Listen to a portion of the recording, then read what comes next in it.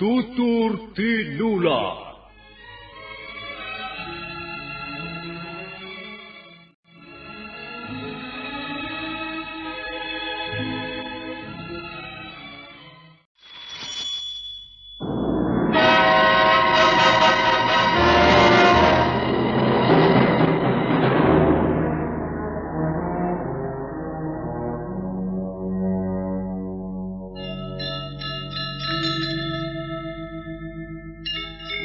Beri nama pedang ini Naga Puspa. Selamatkan dia. Jangan sampai jatuh ke tangan pendekar berwatak jahat.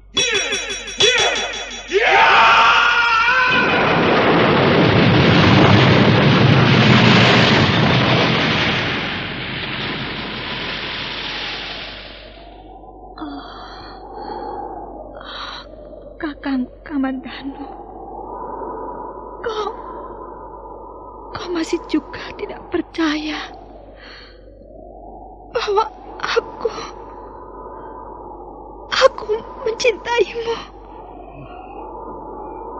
Mesin, maafkan aku, Mesin. Mesin, Mesin.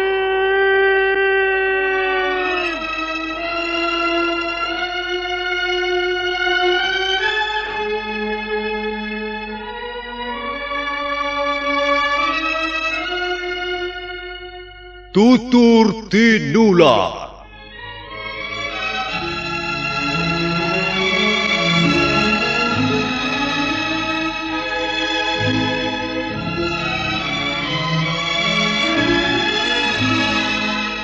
Sebuah sandiwara radio serial, produksi Sanggar Cerita dan teater Sanggar Prativi. Sebuah kisah dengan latar belakang sejarah runtuhnya Singasari dan berdirinya Kerajaan Majapahit.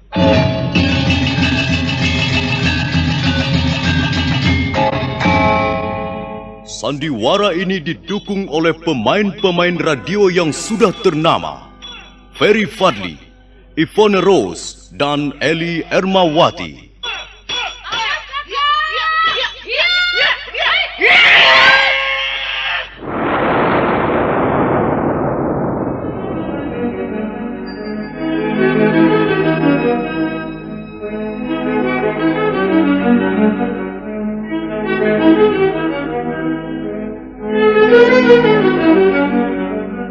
Cerita ini ditulis dan disusun oleh S. Tijab. Teknik dan montase dikerjakan oleh Rudi Tinangon dan Joko SP.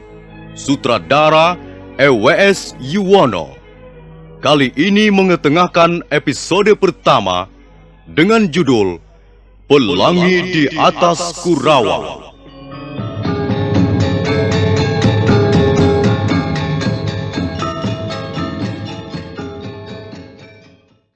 Seri yang keempat ini didukung oleh para pemain Hari Aki sebagai Empu Hanggareksa, Wenda Lubis sebagai Wirot, Asdi Suhastra sebagai Empu Ranubaya, Iwan sebagai Prana Raja, Benny sebagai Jarawaha, Wawan Gewe sebagai Ganggadara, M. Abud sebagai Arya Dwi Pangga, Ferry Fadli sebagai Arya Kamandanu, Eli Panca sebagai Nyi Rongkot, dan Nusri pembawa cerita. Selamat menikmati.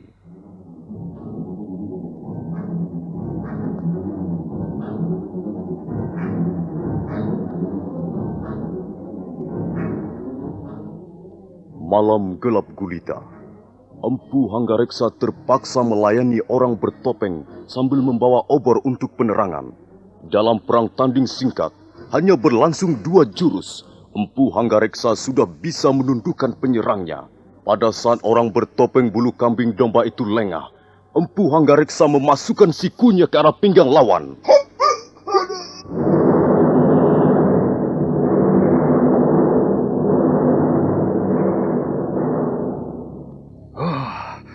Ternyata kau hantu gadungan. Kau manusia biasa. Buktinya kau bisa mengaduh merasakan sakit. Nah, sekarang aku ingin tahu, seperti apa orang yang berani bermain-main hantu-hantuan di depanku. Empu Hanggareksa lalu menyingkapkan topeng penutup wajah orang yang kini sedang duduk bersimpuh merasakan sakit.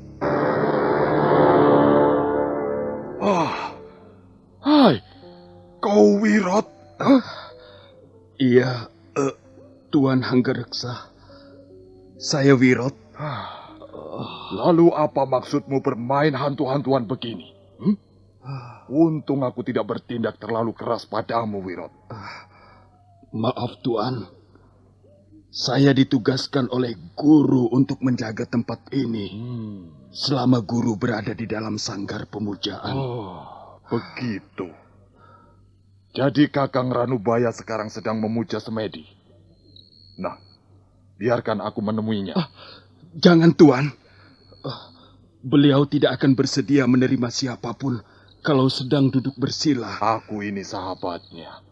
Masa dia menolak kehadiranku? Sungguh Tuan, guru tidak mau diganggu. Saya pun tidak berani memasuki sanggar kalau beliau sedang duduk bersila. Guru bisa marah sekali Tuan.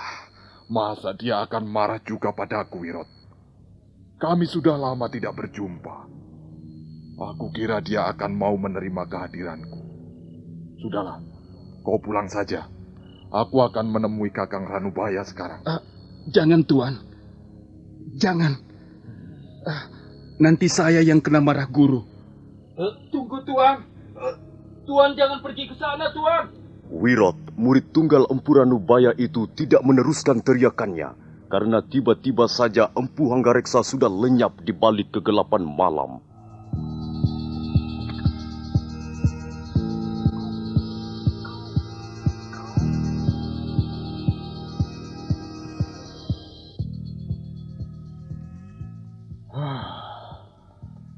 Rupanya inilah batu besar yang menyerupai payung raksasa.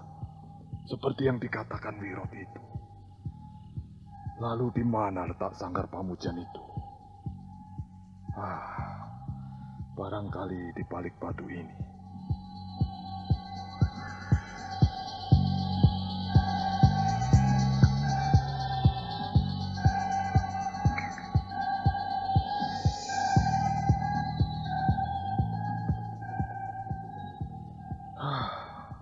Tempat ini sungguh menyeramkan, tapi sangat cocok untuk berlatih memusatkan pikiran. Nah, itu rupanya Kakang Ranubaya. Hikmat sekali duduknya. Baiklah, aku akan membangunkannya dari samadinya. Kakang Ranubaya. Kakang, ini aku yang datang, Kakang. Hanggareksa, adik seperguruanmu. Kakang, sabar Kakang. Ini Hanggareksa yang datang, Kakang. Kakang Ranubaya. Tunggu Kakang.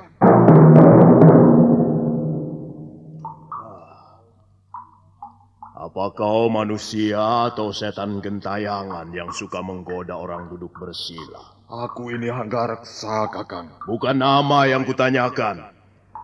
Tapi sikapmu yang tidak beradab itulah yang kusesalkan. Maafkan aku, Kakang Ranubaya. Aku ada keperluan yang sangat penting denganmu, Kakang. Keperluan apa? Nanti akan kujelaskan sebaik-baiknya. Kau telah mengganggu aku. Kau seperti setan gentayangan saja. Duduklah. Terima kasih, Kakang.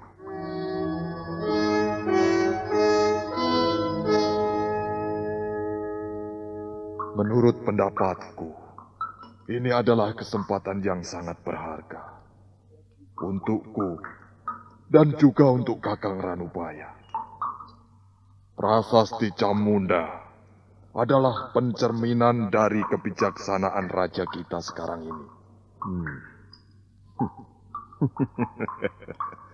Maksudmu, aku kau suruh mengabdi pada Kertanegara? Kita bekerja sama untuk membangun negeri ini, Kakang. Tidak. Aku tidak akan berkhianat pada bisikan hati nuraniku. Kakang, pendirianmu itu tidak mempunyai dasar berpijak yang jelas, Kakang. Hanggareksa, kalau selama ini aku mau bekerja membantumu menciptakan senjata pusaka, sama sekali itu bukan karena Kertanegara. Itu kulakukan hanya demi persaudaraan kita. Kau adik seperguruanku, dan aku ingat kata-kata guru sebelum wafat, bahwa kita hendaknya bekerja saling bahu-membahu. Amanat guru memang patut kita pelihara dan laksanakan dalam kehidupan kita, Kakang. Lalu mengapa Kakang Ranubaya sekarang berubah? Karena kau pun kulihat semakin hari semakin berubah, Hanggareksa. Tidak, Kakang. Tidak, Kakang. Aku masih tetap Hanggareksa yang dulu. Wujud lahirmu memang tidak berubah. Tapi kehidupan batinmu yang mulai menyimpang, Hanggareksa. Kau mulai gila kehormatan, gila kedudukan dan harta. Kau mabuk kehidupan mewah dan serba gemerlap. Itulah sebabnya kau kelihatan gembira dan bangga mendapat undangan resmi dari Kertanegara. Aku kira adalah pantas untuk merasa bangga jika seseorang mendapat perhatian secara khusus dari raja. Tidak semua orang. Ya, barangkali bagi mereka yang tinggi hati, tidak. Hanggareksa, ada dua hal penting yang membuat aku tak mau membuat senjata pusaka untuk Kertanegara.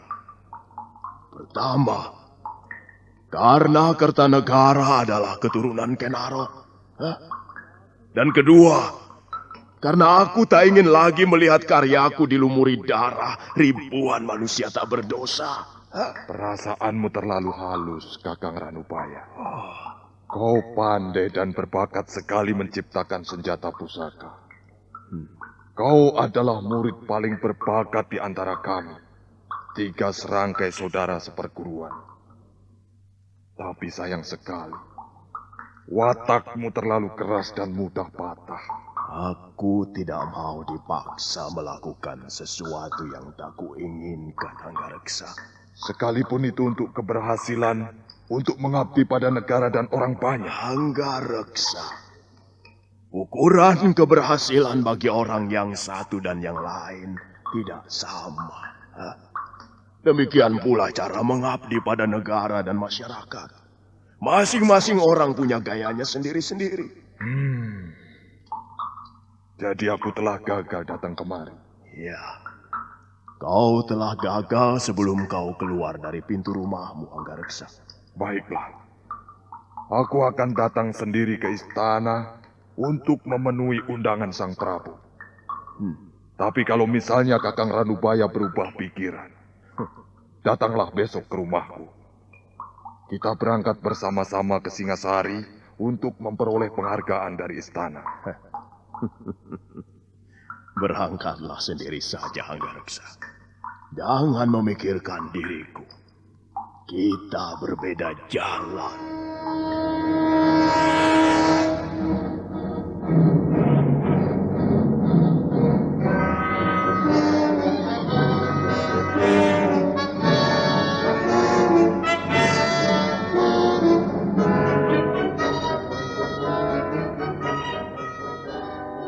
Ayah memanggil kami berdua. Iya, Dwi Pangga dan kau Kamandanu. Aku akan pergi ke Singasari bersama tuan-tuan ini. Selama aku pergi, kalian menjaga rumah. Baik, Ayah. Sebelum aku kembali, kalian jangan pergi jauh-jauh. Baik, Ayah. Bagaimana Tuan Pranaraja? Kita berangkat sekarang? Begitu lebih baik, Tuan Hanggareksa. Kita bisa segera tiba di Singasari. Setelah menaikkan perbekalan ke atas punggung kuda, mereka pun segera naik ke atas kuda. Dan sebentar kemudian, mereka berempat berangkat meninggalkan desa Kurawan.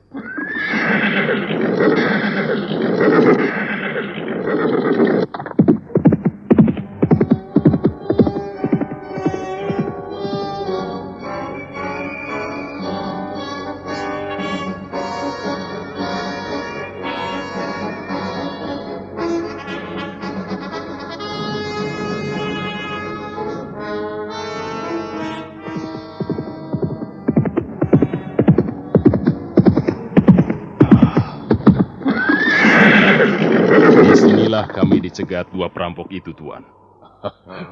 Iya. Lihat saja, pohon itu masih melintang di tengah jalan. Benar, Tuan. Pohon itu sengaja dirobohkan untuk menghalangi jalan kami, Tuan. Jaran lecong dan jaran pangkal. Iya, itulah nama mereka, Tuan. Iya. Kemudian datang lagi dua orang yang juga belum kami kenal. Mereka laki-laki dan perempuan. Mereka mengaku bernama Empu Bajil dan Dewi Sampi. Bagaimana dengan logat bicara mereka? Ya, sepertinya bukan logat bicara daerah di sekitar sini, Tuan. Iya, bicaranya agak kaku, seperti logat bicara orang dari daerah Gelang-Gelang. Iya. Akhir-akhir ini memang banyak orang dari Gelang-Gelang berkeliaran keluar masuk desa. Iya. Kita tidak usah khawatir karena pemerintah Singasari selalu waspada. Apakah ada yang berdiri di belakang mereka itu, Tuan? Tuanku Lembu Sora mencurigai Raja Gelang-Gelang sendiri. Jaya Katwang? Ya, Raja bawahan Singasari itu memang agak mencurigakan. Tapi semua itu tentu saja belum ada bukti yang bisa dipertanggungjawabkan. Dengan begitu, pemerintah Singasari belum berani bertindak terlalu jauh. Ya, kalau memang Jaya Katwang mau membuat kekacauan dengan orang-orangnya, bisa terjadi pertumpahan darah sesama saudara. Bukankah Jaya Katwang itu masih besan Prabu Kertanegara sendiri? Benar, Tuan. Arda Raja, putra Jaya Katwang, telah memperistri salah seorang putri sang Prabu. Bukan hanya besan Kakang Jarawaha. Prabu Kertanegara itu putra Prabu Seminingrat atau Ranggawuni. Nah, adik sang Prabu Kertanegara yang bernama Nararya Turuk Bali dipersunting Jaya Katwang. Jadi di samping besan, sebenarnya Jaya Katwang masih adik ipar sang Prabu Kertanegara sendiri. Iya. Karena itu sang Prabu sama sekali tidak percaya mengenai desas-desus bahwa Jaya Katwang berdiri di belakang kerusuhan yang melanda Singasari dan sekitarnya. Sang Prabu malah mencurigai negara-negara taklukan seperti Kerajaan Sunda atau Madura. Bahkan sang Prabu memerintahkan agar kita semua waspada terhadap dua orang pembesar istana yang telah diberhentikan. Maksudku Arya Wiraraja atau Banyakwide dan Sang Ramapati. Tapi mungkin juga dua orang itu menjadi biang keladinya karena sakit hati. Baiklah. Mari kita teruskan perjalanan, Tuan. Saya kira kita tidak perlu menginap di Jasun Bungkal. Kita bisa terus berkuda sampai Rabut Jarat dan menginap di desa kecil itu. Mari, Tuan Pranaraja. Tak baik kita terlalu lama berada di tempat ini.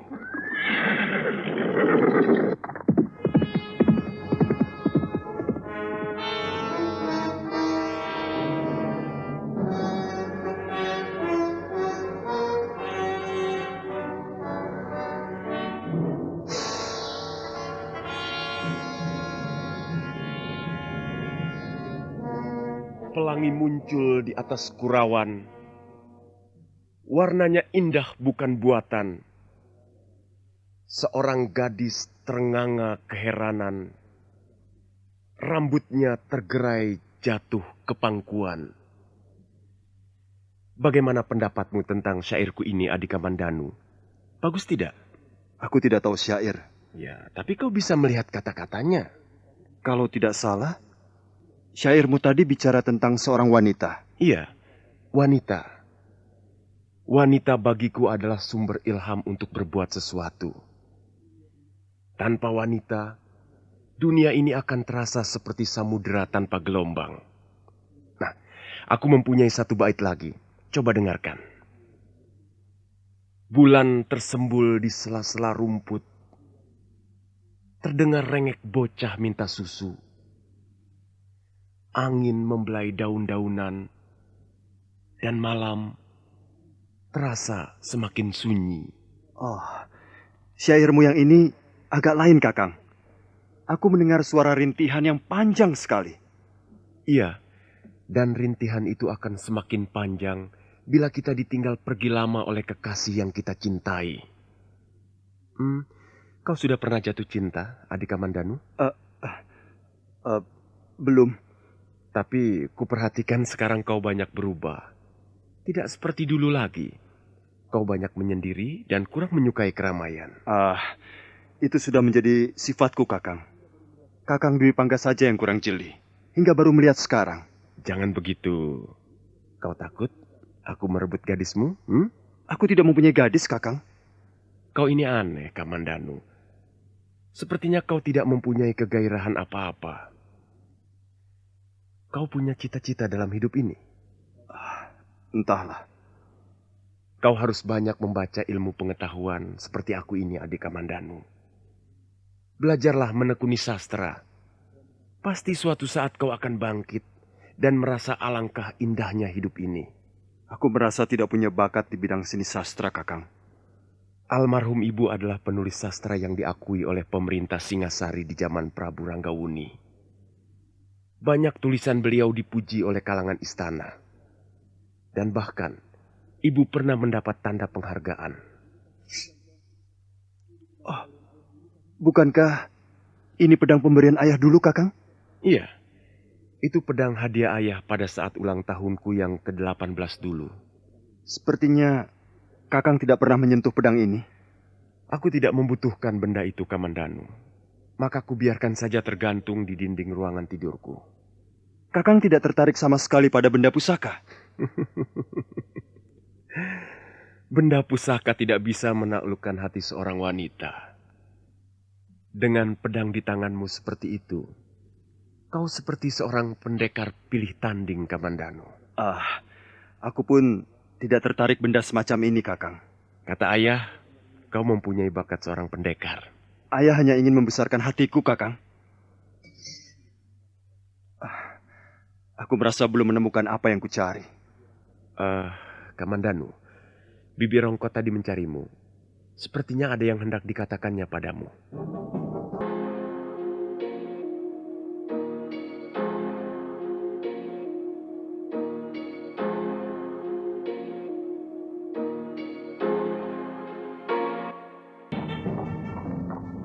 Ger, Kamandanu, kemari sebentar, Ger. Angger Kamandanu, kemari sebentar. Ini mau bicara. Bibi Rongkot mencari saya ya? Dari tadi Bibi mencari Angger. Kemana saja? Shh. Tadi pagi Bibi mendapat salam titipan.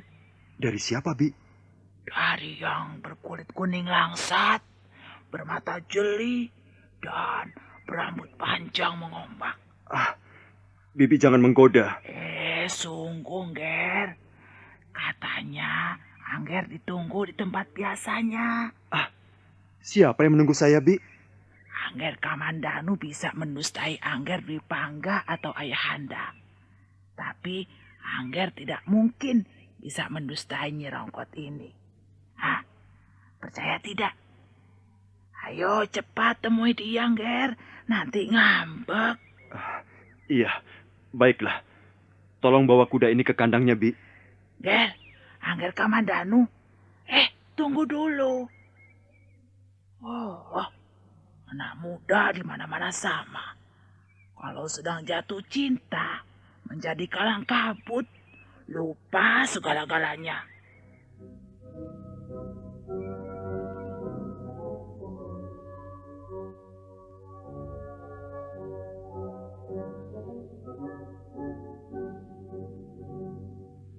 Bibi telah menipu aku. Mana? Aku tidak melihat Nari Rati di sini. Hanya rumpun ilalang yang kulihat di sana-sini. Nari Rati. Putri Rekian Wuru itu memang cantik sekali. Sudah 3 bulan lamanya kami bergaul dan bertemu di tepi padang ilalang ini. Tapi entahlah. Apakah mungkin dia mencintaiku? Masa Bibi Rongkot berdusta? Dia tidak pernah mendustaiku. Hei, apa ini? Oh, sepertinya aku kenal benda ini. Tusuk konde yang biasa dikenakan Nari Ratih untuk mengancing uraian rambutnya yang hitam dan panjang. Tapi, mengapa tusuk konde ini tergeletak di sela-sela daun ilalang? Ah, jangan-jangan telah terjadi sesuatu atas diri gadis itu.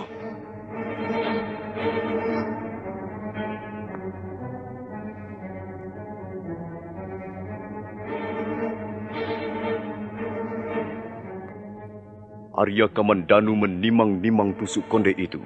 Tiba-tiba hatinya berdebar-debar. Suatu perasaan yang sangat aneh telah mengganggu ketenangan batinnya.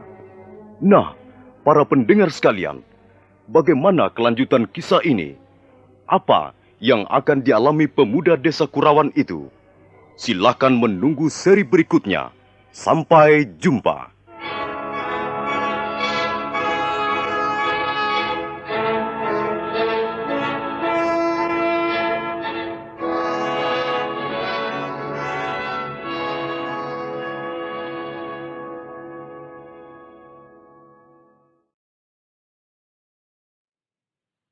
Terima kasih sudah menonton video di channel kami. Jangan lupa untuk subscribe, like, and share SD Job Channel.